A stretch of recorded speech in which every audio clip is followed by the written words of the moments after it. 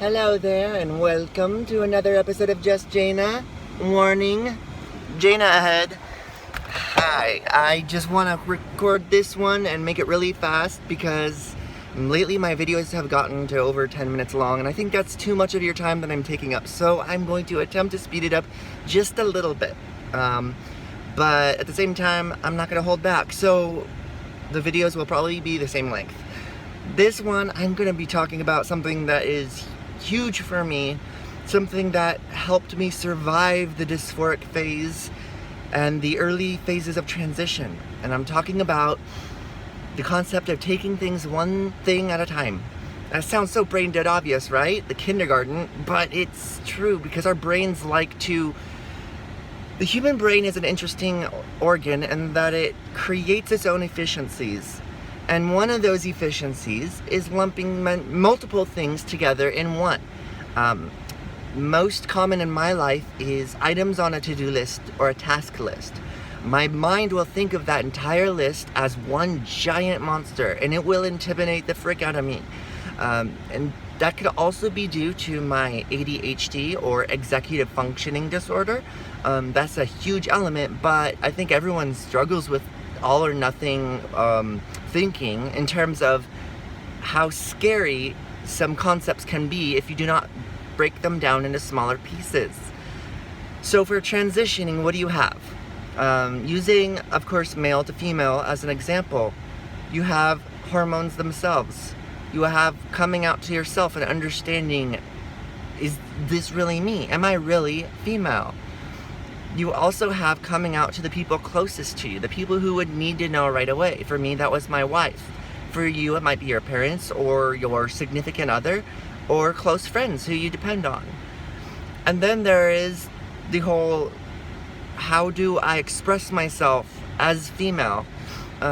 Still using that as an example. I'm not trying to single out FTMs. You guys are awesome! Shaka! Apparently all males do that. I didn't when I was a male. Alright, so, okay, in addition to coming out to those closest to you, you have coming out to like the general public. Now you're getting deep into it, and you're pretty much committed at this point because it's so hard to come back from coming out to people. Like, hey, let's say you come out to 50 people and then you realize I can handle my gender dysphoria in other ways, and then you have to backpedal, and then you risk actually embracing your gender identity later on.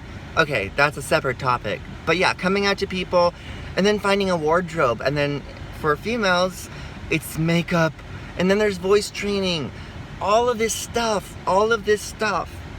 For me personally, I quit being transgender. I quit for about 4 days. I quit. I said, you know what, there's way too much involved. I'm not strong enough. I'm not confident enough, brave enough. I have a shitty brain as it is. How am I going to handle all this extra added complexity to life? And then I realized, with the thankful help to my wife and to my therapist, focus on it one at a time. Because here's the fact. All of that stuff I just mentioned will not happen at the same time. One happens, and then you have a delay. Another happens, you have a delay, and another. The delays could be hours, weeks, or years. It depends on your pace. For me, the delay was days to weeks. Sometimes I would churn through things, and other times it would take me some time to process and ease into the next step. For example, voice training, I have like a higher pitched version of my own voice. So, I can't even fake my own voice anymore.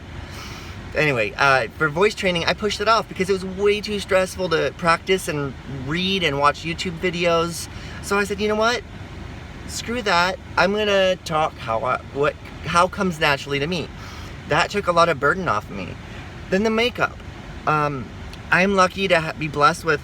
Oh, sorry. I have to wipe my nose because I have a runny nose all the time. I don't know why, maybe allergies. Okay.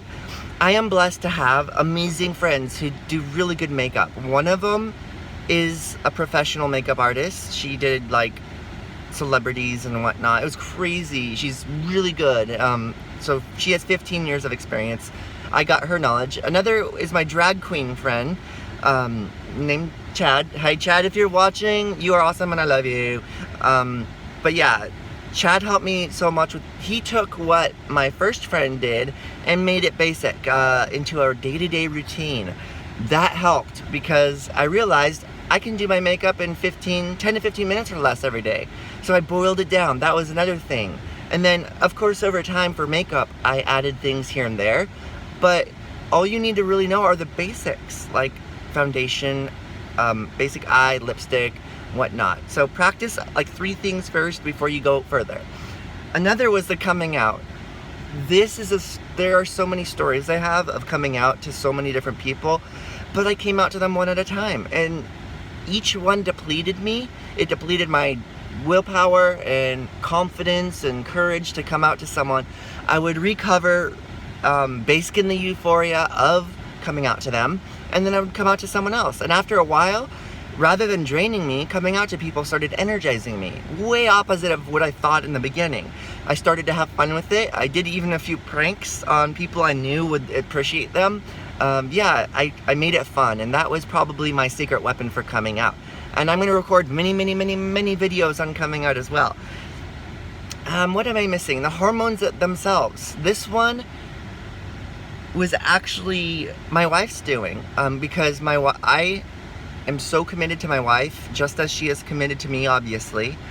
And I was going at my wife's pace at the same time as I was going my pace, doing things one by one. And she one day just said, I'm ready, become a woman, grow some boobs for me, you know? She's funny. My wife, I hope you get to meet her someday on the Just Jana. Yeah, my wife said, hormones go? And I said, okay, I'm not ready yet. So I waited another month, and then I got on hormones. It also helped that the waiting list was about a month long, so those coincided, fortunately. So all those things I mentioned, they happen one at a time. And as you do them, realize you will get stronger. You will get so strong. You will gain courage and confidence. I'm a huge role-playing game nerd, especially the Japanese turn-based types. And I love stat points, charisma, dexterity, vitality, willpower, whatever they are. I love stat points. And I felt, as I did these things one by one, coming out to people, learning new makeup techniques, training my voice, and embracing who I am by meditating and reading and journaling, I leveled up. Like, I became better at everything in general. I started out as a bashful, timid, shy, like afraid to tell her own parrot girl, to like being confident and living loud. As you can tell, like, I'm not like this all the time. I'm very rarely like this, but I've reached a point where I can just express myself and talk and communicate. This has never been like me at all. I've been afraid of cameras, and that's another one more thing that I mastered. So I just want to encourage you, do not think of everything like a big monster. Think of things as small. Make a list, write things down. For example, I created a spreadsheet, and I typed out on a new column, new row. On a new row, I typed out every person I knew, or sometimes I'd do groups of people if they were just kind of like knitted together.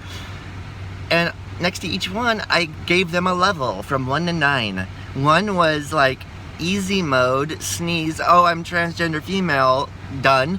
And 9, of course, is like earth-shattering. But I did that, and I focused on the 1s and 2s first, and then I slowly moved up, because as it so happened, as I told people, I gained experience, literal and theoretical experience, and I had more fun with it, I was better at it, I had less recharge time, and I was more effective in future come-out sessions. So I would cross them out, I gained XP, I leveled up. It was like 5 1s to make a 2, then 3 2s to make a 3, then the XP curve like kind of went crazy. But yeah, I'm a nerd like that. You don't have to do that, but at least for coming out specifically, make a list of people and divide them by like easy and hard, because what you want to do is you earn experience points on the lower level or the easier come out targets. That will increase your level overall, and it will give you more wiggle room and room for error, padding for error.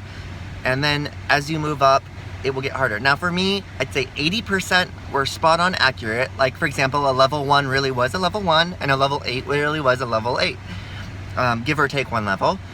But there were some that surprised me. For example, I marked down a 7, but when I came out to them, holy crap, I tapped into a side of them I did not know, and they became an actual like 2 or 3.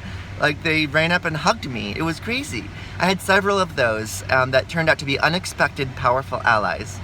So coming out to people one by one, doing your transitory things one by one, you got this. Just don't make it complicated. Don't psych yourself out. Because when I quit being transgender, LOL, I gave in to what I thought was an impossible challenge for me. But I wasn't giving myself credit. In fact, I was underselling myself. But now I know, like I am confident in, if I go into a conversation or someone asks me a question, I know I'll be able to respond. And I encourage you to get to that place. And you will. Maybe not now, but you will. So thank you for watching again. I guess YouTubers say, please subscribe, and they usually do a finger pointing down. So yes, if you want to see more of my crazy videos, follow Just Jaina, and I really want to like give back to everyone who supports me, encourages me, and gives me this valuable feedback on how I'm recording. So, and please do the same. I'll try to do giveaways if possible. And before I go, I just thought of this and I decided to include this. I'll tell you more about it later, but there's a iPhone and Android app that I'm a part of, kind of. It's called Sweatcoin. Basically, there's no strings attached. You leave the app running in the background of your phone, and it tracks your outdoor steps, and you get actual free gifts for it. I downloaded this app in December of 2016, and I've been using it ever since, and I kind of created the #1 fan site for that app.